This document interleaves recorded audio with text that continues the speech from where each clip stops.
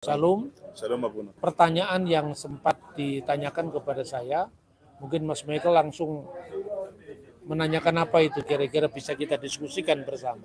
Mengenai kampanye hukum Nuh. Oke.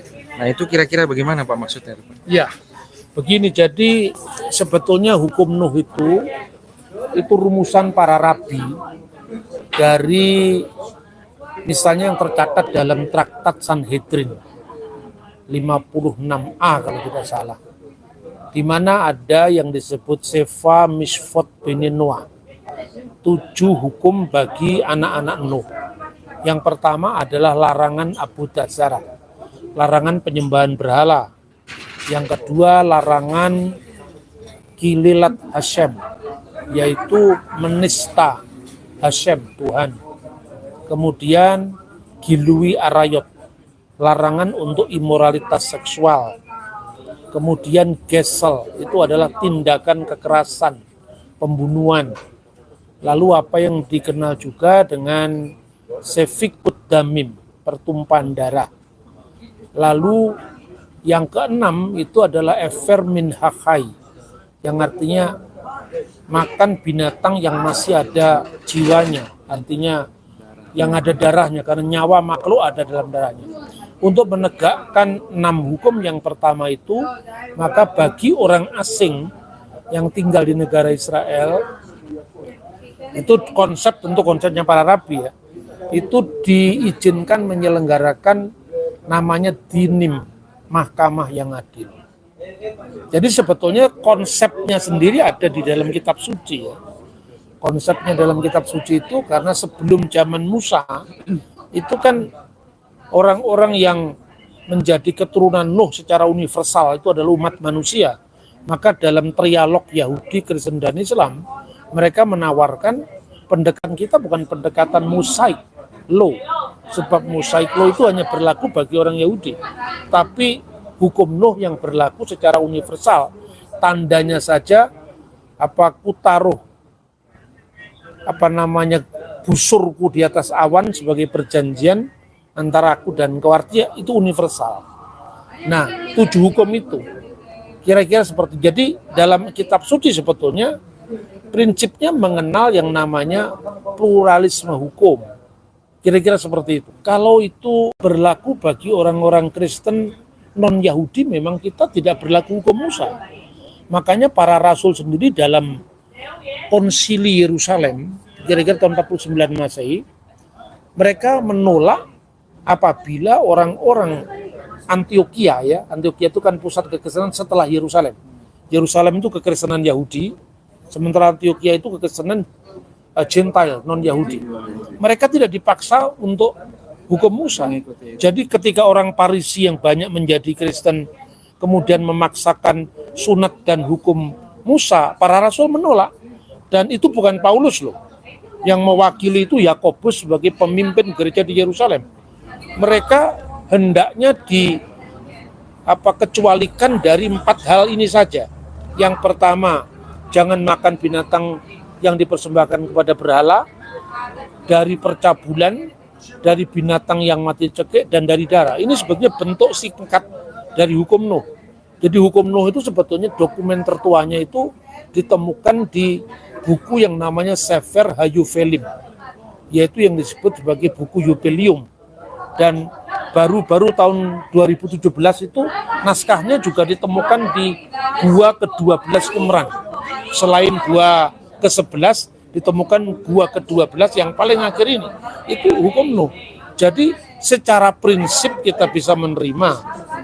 Tapi untuk orang-orang Kristen Yahudi, mereka juga tetap melakukan hukum Taurat. Makanya Paulus menyunatkan Timotius, tetapi tidak menyunatkan Titus, karena Titus orang Yunani, sementara Timotius adalah orang Yahudi. Cuman masalahnya gini, ketika kampanye hukum Nuh di negara modern, itu bukan pada substansi hukumnya, tapi pada penafsirannya. Lah untuk itu saya bertanya kepada bicara ini sebagai seorang Kristen ya, dari Nazaret, dari kota Kristen saya kira di Israel, rasnya dia orang Arab ya, dia dari gereja ortodoks, apakah dia mau dimasukkan sebagai hukum Nuh, karena keberatannya mungkin adalah pada penafsiran hukum itu atas orang-orang Kristen. Bagaimana bicara? Shalom. Nah, tadi saya ceritakan waktu saya bawa grup.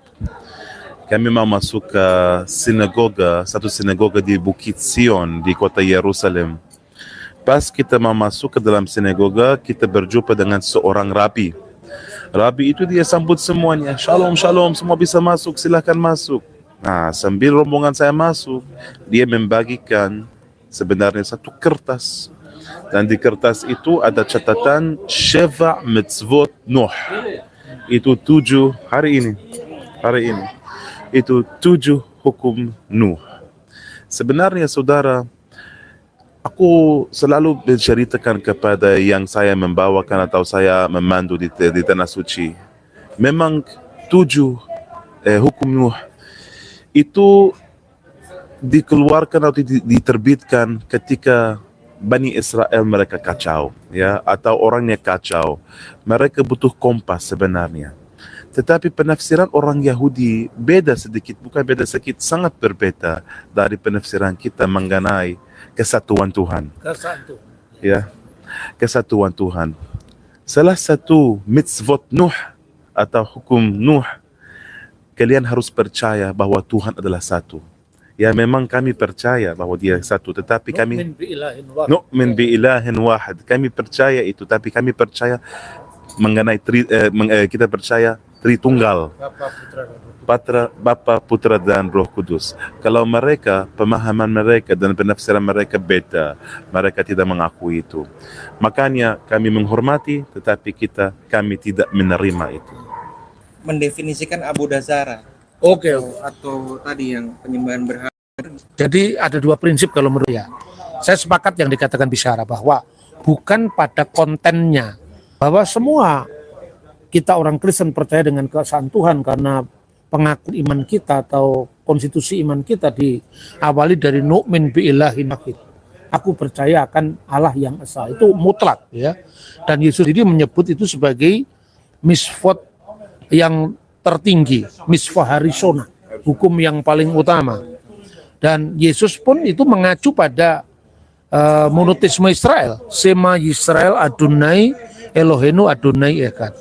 Hanya persoalan penafsiran tadi itu yang penting, ya. Karena gini, itu ada orang-orang Yahudi yang garis keras, ya. Itu jumlahnya sebetulnya minoritas juga.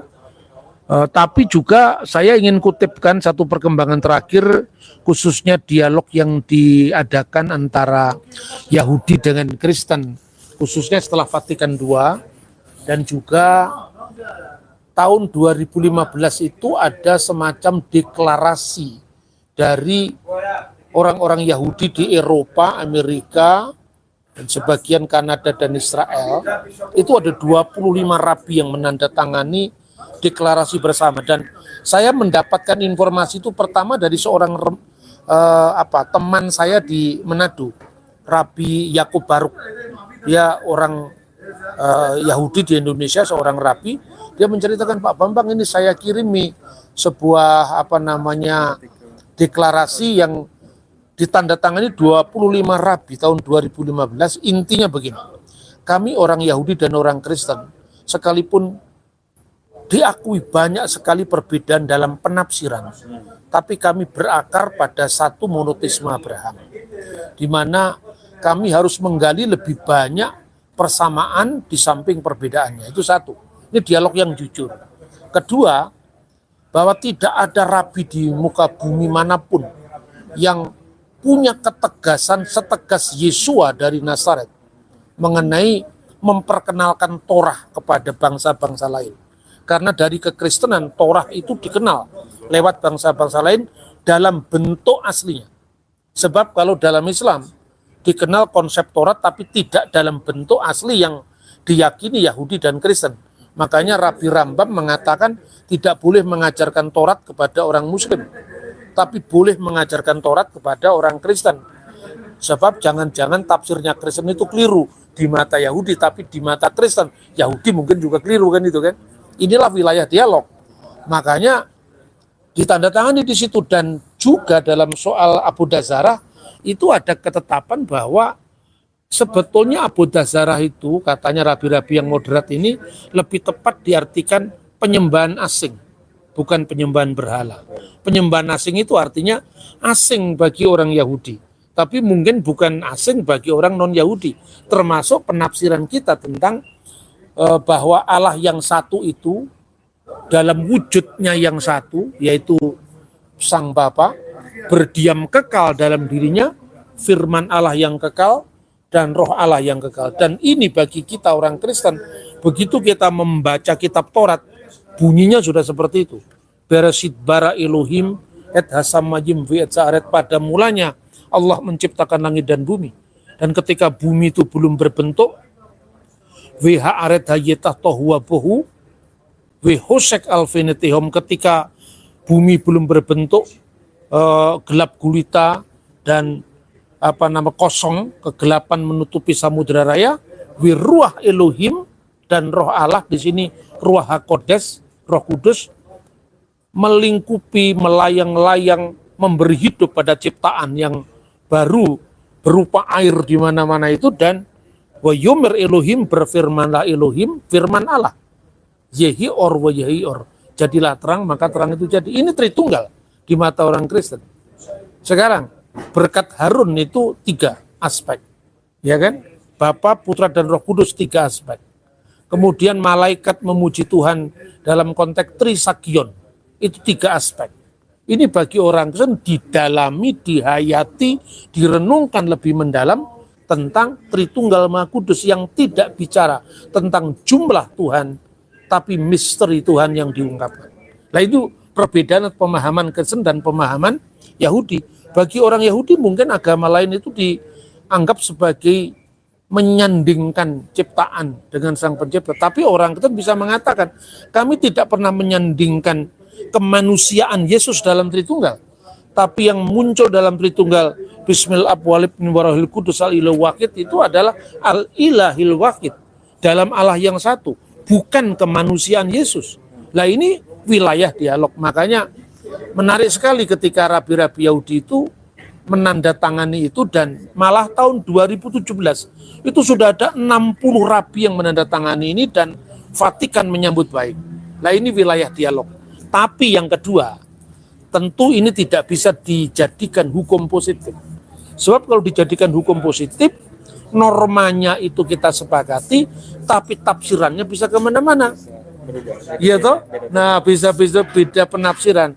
Tapi intinya, kalau menurut saya, hukum Nuh ini menjadi satu langkah yang bisa diperdalam lagi, tidak sekedar 7 itu yang diulang-ulang. Sebab bentuk hukum Nuh dalam Sefer Hayuvelim agak berbeda dengan rumusan para nabi.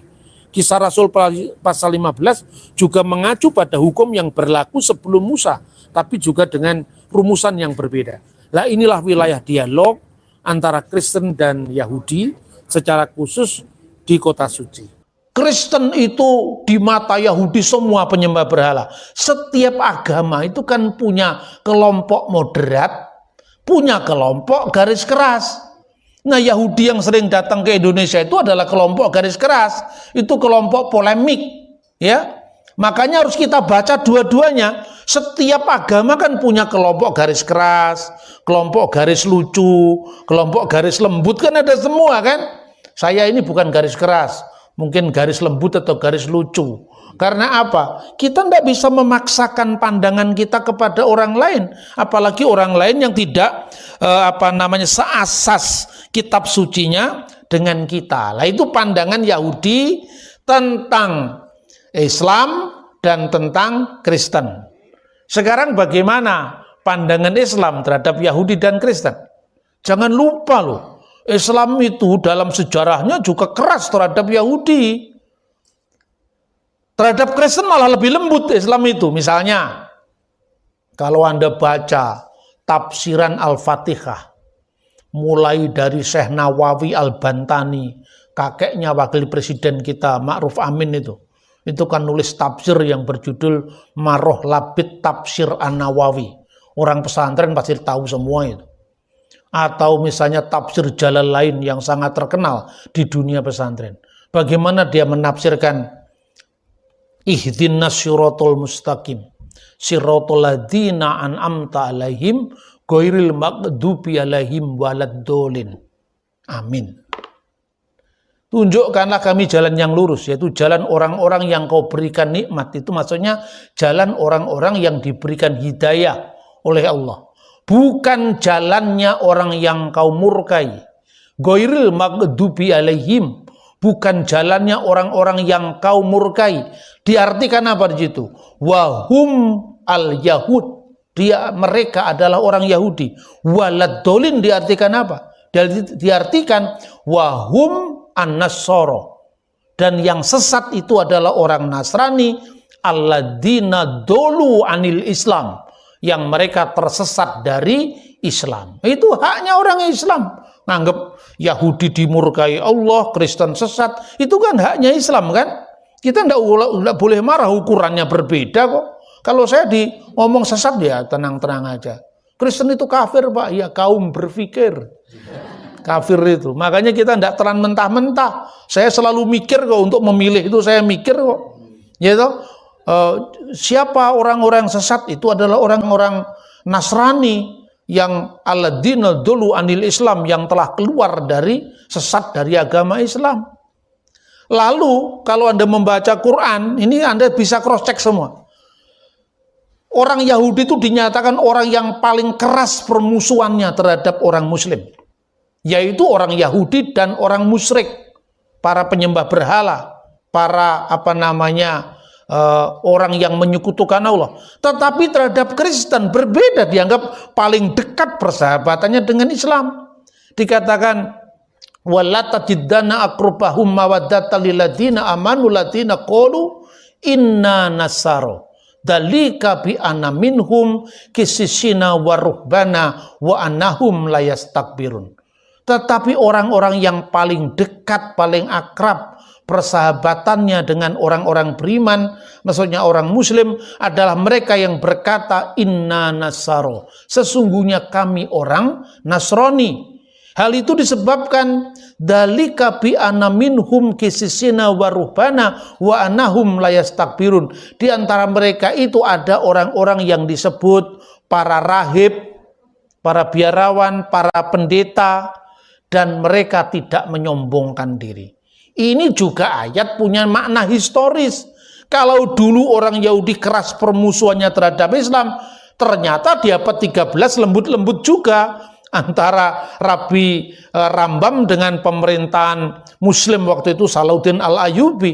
Nah sekarang ketika Hamas meletus perang dengan Israel, lah ini lihat sendiri lembut apa tidak sekarang? Tidak lembut kan? Siapa yang mau ibadah ke masjid sekarang di Gaza? Ini kan soal sejarah ya. Jadi situasi berubah, kadang-kadang apresiasi kita terhadap pihak lain itu juga berkembang. Itulah pandangan Islam tentang Yahudi dan Kristen. Nah sekarang baru, itu hak kita sekarang yang bicara. Bagaimana pandangan Kristen tentang Yahudi dan Islam. Kan begitu kan? Nah tadi kan kita sudah dipandang orang lain. Masa kita disuruh merem saja? Kita sekarang waktunya juga memandang orang lain di luar kita. Nah saudara-saudara, dalam iman Kristen, tauhid atau keesaan Allah itu dibagi 3. Sistematik yang pertama adalah, ini sistematik dari saya, monoteisme setan, satanic monotheism. Kenapa? Dasarnya di dalam Yakobus pasal 2:19. Kamu percaya Allah itu satu, itu baik. Tapi setan-setan pun percaya itu dan gemetar. Jadi setan percaya enggak kalau Allah itu satu? Percaya Pak. Setan percaya kalau Allah itu satu, bahkan gemetaran melihat Allah itu satu. Tapi setan itu monoteisme hanya di bibir, lain di hati. Gitu? Karena apa? Mereka tidak berbuat sesuai dengan apa yang diikrarkannya. Di depan dia ngomong tidak ada ilah selain Allah, tidak ada Tuhan selain dia. Dia satu, setan juga tahu.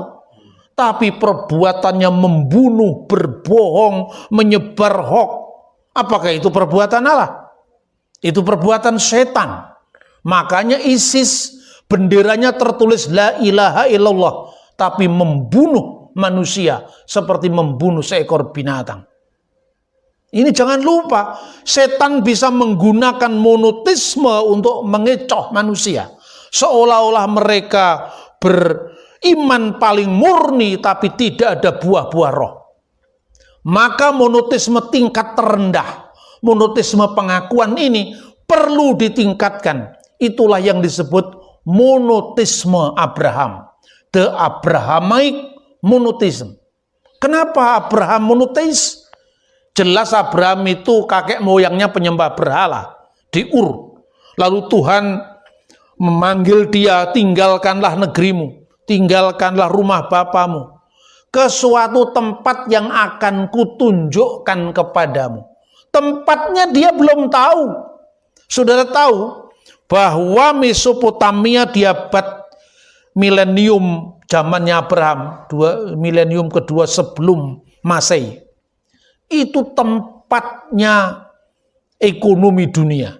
Siapa yang tidak mengenal Mesopotamia? Peradaban pertama muncul di sana. Peredaran uang, peredaran properti yang maju, semuanya ada di Mesopotamia menurut bukti-bukti arkeologi. Kita saja mengenal aksara baru abad keempat. Anda mau baca bagaimana sistem hukum di zaman Abraham, ditemukan prasastinya sekarang. Itu membuktikan bahwa Mesopotamia itu adalah pusat peradaban saat itu. Misalnya prasasti Nusi yang berbicara tentang penjualan hak kesulungan, cocok dengan Alkitab kan? Kalau coba Anda pahami menurut budaya kita, masa kesulungan bisa dijual? Siapa yang mau laku kesulungan dijual? Ya toh? Karena kesulungan itu bukan sekedar anak yang lahir pertama, tapi menerima warisan 2 kali lipat. Lah Esau hanya membatasi kesulungan dari harta benda, yang 2 dan 3 enggak dibaca. Berhak menerima berkat orang tua dan menjadi pemimpin family altar, pemimpin mesbah keluarga. Itu ada dokumen atau prasastinya. Maka orang yang membaca Alkitab tanpa membaca sejarah kadang-kadang bingung. Yakub penipu kok bisa diberkati Tuhan, ya kan? Padahal sebetulnya Yakub itu justru menghormati hak kesulungan secara utuh, bukan sekedar dipahami menerima warisan 2 kali lipat, tapi juga pemimpin mesbah keluarga, dan satunya lagi adalah menerima berkat dari orang tuanya, dalam hal ini berkat Abraham. Prasasti Nusi juga bicara tentang seorang istri boleh memberikan hambanya kepada suaminya untuk memperoleh anak dari suaminya. Dan prasasti itu meneguhkan catatan Alkitab, Kejadian pasal 16. Prasasti Nusi didukung lagi oleh namanya Undang-Undang Lipit Estar. Dalam undang-undang yang ditemukan sejaman dengan Abraham ini juga ada ketentuan. Apabila seorang hamba melahirkan anak bagi tuannya, maka anak itu bisa menjadi anak sang tuan, mendapatkan pengakuan apabila sang anak lahir di rumah nyonyanya. Karena waktu itu belum ada tes DNA untuk membuktikan benar nggak itu anak dari sang suami. Dari latar belakang itu makanya Alkitab mencatat ketika malaikat bertemu Hagar. Hagar, dari mana asalmu, kemana tujuanmu? Kembalilah ke rumah nyonyamu, biarkan kamu ditindas olehnya. Kalau Anda memahami dari zaman kita sekarang, Tuhan kok membiarkan penindasan? Betul apa tidak? Tuhan kok membiarkan penindasan terhadap seorang hamba? Tidak, karena Ismail tidak ikut salah. Kalau Ismail lahir di luar rumah Abraham, dia tidak dapat pengakuan dari anaknya Abraham. Satu lagi, Sarah menginginkan Hagar diusir. Abraham sebal hati, ya kan? Tapi Tuhan sekali lagi mengatakan, apa yang dikatakan Sarah itu kamu lakukan. Tuhan itu bagaimana? Orang diusir cuman anak kecil saja bermain, kok seolah-olah malah membenarkan apa pengusiran itu. Dan lagi pula, kenapa Abraham begitu bucin, budak cinta terhadap Sarah? Bener nggak? Itulah yang namanya anakronisme sejarah. Ana itu artinya menolak. Kronos itu adalah kronologi. Jadi kita memahami sejarah itu dari pikiran kita sekarang. Bukan 2000 tahun yang lalu di zaman Yesus, bukan 4000 tahun yang lalu di zaman Abraham. Akibatnya apa? Kita tidak melakukan eksegese, mengambil makna dari teks itu, tapi kita melakukan eisegese, memasukkan prapaham kita, pikiran kita dalam teks kitab suci. Makanya terjadilah tafsir yang aneh-aneh di dunia modern ini. Karena apa? Kita membaca teks ribuan tahun yang lalu, kita pahami secara anakronistik dari bahasa kita, budaya kita sekarang. Maka ketika Tuhan mengatakan, tinggalkanlah negerimu, itu bukan sekedar meninggalkan batas-batas geografis, tapi juga meninggalkan hukum yang tidak adil. Nah, itulah sebabnya ketika terjadi semacam kecelakaan sejarah ini kan, Sarah memberikan Hagar kepada suaminya. Karena apa? Bukan karena dia semata-mata baik hati, tidak, karena dia malu. Bagi orang Timur Tengah kuno, sekalipun dia orang merdeka, kalau dia mandul tidak ada gunanya, tidak ada harganya. Hagar, kenapa dia mau? Kapan lagi naik kelas kalau tidak memanfaatkan tawaran dari sang nyonya? Jadi dua-duanya punya ambisi kan? Ya toh, akhirnya lahirlah Ismail. Naluri seorang wanita tetap berlaku, bahwa saya lebih hebat dari nyonya saya. Saya budak, tapi saya kan orang yang subur rahim saya, dan itu menjadi pujaan di Timur Tengah. Makanya ada larangan dalam Alkitab itu, karena Israel dikuduskan, jangan kamu makan anak kambing bersama susu induknya. Itu pemujaan Dewi kesuburan Asera di Timur Tengah kuno, dan itu larangan bagi orang Yahudi. Anda yang orang Manado tidak usah ikut-ikut, karena memang tidak ada kaitannya dengan orang Yahudi. Orang Manado nggak dipilih sebagai bangsa yang dikuduskan, yang dibedakan dengan bangsa lain kan. Gitu loh kira-kira membaca Alkitab itu, saudara-saudara. Kenapa orang Yahudi, di mana Kristen sendiri muncul di sana, kok malah ditolak? Belum selesai. Sejarah belum selesai. Sejarah sedang berlangsung. Imani apa yang dikatakan dalam Alkitab Perjanjian Baru. Akan datang saatnya. Nanti semua orang bertobat, termasuk umat pilihannya. Karena lewat Israel ini terjadi Mesias yang akan menjadi berkat bagi semua bangsa. Nah, terakhir sekarang iman Abraham, ya, yang disebut Abrahamic monotheism. Yang terakhir iman kepada Allah yang esa di dalam Yesus Kristus. Inilah yang disebut the Trinitarian monotheism. Monoteisme di dalam Bapa, Putra, dan Roh Kudus. Jadi dasarnya apa? Dasarnya Alkitab sendiri, Yesus yang mengajarkan kepada kita, kok protes?